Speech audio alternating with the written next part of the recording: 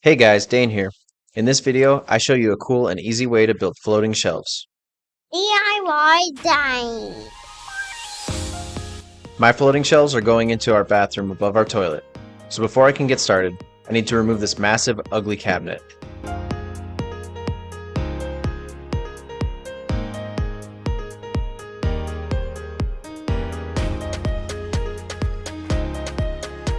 Once removed, I scraped away the raised edges of old paint. Then cleaned everything with a damp towel. Next, I used joint compound to fill in the holes left by the bolts, and to cover the edges left by layers of paint that met the cabinet.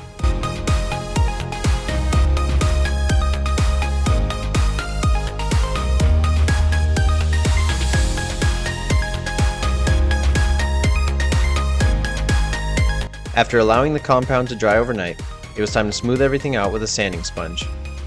This part is very messy, so I taped some plastic sheeting up just below the workspace.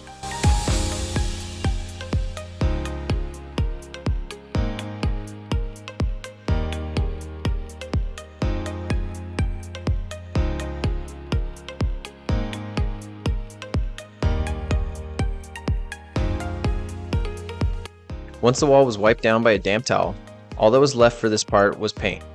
The ceiling will need to be painted as well, but that's a step for another day when I have the right paint.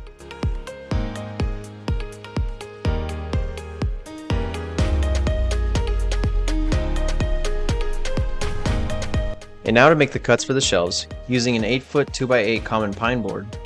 The length of your shelves may differ from mine, depending on the space you plan on placing them in. But for mine, I went with the length of 22 inches to fit in the space between my bathroom mirror and the wall, with a gap of a few inches on each side. I plan on staining my boards, so I'll need to sand it nice and smooth, which helps the stain spread more evenly and look nicer. For this, I use an orbit sander, starting with 100 grit sandpaper on each board to first smooth out the rough initial surface. I then moved on to 150 grit, then 220 to gradually make it that much smoother. You'll want to clean the dust from each board with a towel or rag before staining or painting. For my stain, I wanted to try and match our bathroom's vanity as closely as possible. I didn't have the right stain color for this, but since I try to save money where possible and have accumulated different stain colors from various projects, I did some experimenting with a few different colors and found a mixture I was happy with. Another way to save money when staining is to use some old cotton shirts or holey socks to both apply the stain and wipe any excess away.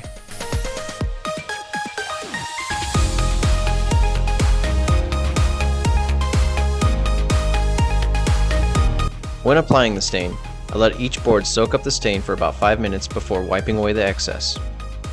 You want to wipe away the excess stain until the surface feels smooth. If you leave any, the surface will have a sticky, tacky feeling when it dries.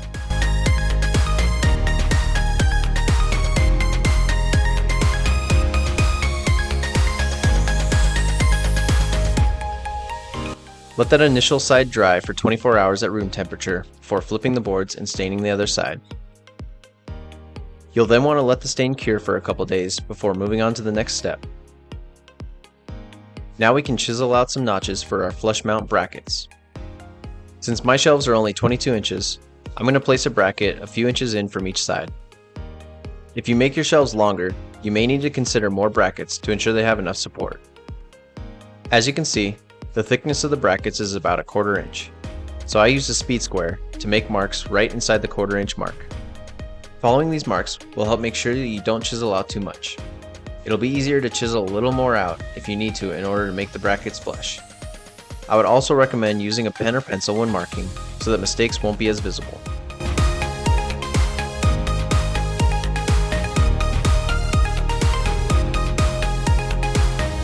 For the chiseling, I start by indenting or scoring the perimeter.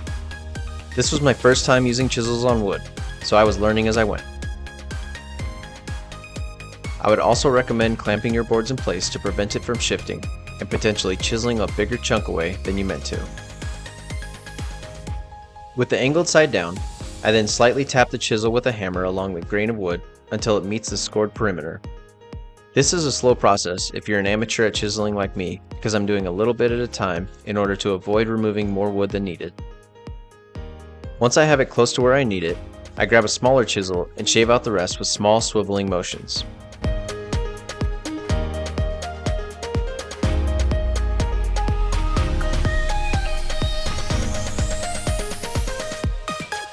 Then use the brackets to test and see if the notches are deep enough so that they'll sit nice and flush. And make some more passes if needed. This notch didn't turn out as clean as I'd hoped, but it shouldn't be very noticeable once the shelf is in place. For attaching the brackets, I line them up about 1/8 inch from the top and mark each hole. Then take a drill bit about half the width of the screws I'll be using and drill some guide holes. These brackets did come with 1/2 inch screws, but I wanted some extra support and went with an 1 1/4 screw instead.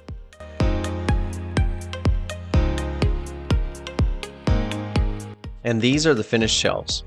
As you can see, I had to bring this bracket in another inch to avoid messing with this notch. Now that the brackets are in their rightful place, all that's left is to install their partners on the wall. For this, I use a level to help measure the distance between the brackets and make marks on the wall as guides. I then mark the screw holes and double check their positioning with the shelf's brackets. If you're mounting the brackets to drywall without a stud behind it, you'll need to use drywall anchors. For the anchors, you'll want to use a drill bit that is slightly narrower than the anchor itself. This first bit I used was actually too small, so I needed an even larger bit. It's important that the bit isn't the same width or larger than the anchor, because that may cause the anchor and its screw to be loose and less secure. We can then tap the anchors in place and screw in the bracket, making sure the bracket is still lined up with the levels marked before drilling in the screws.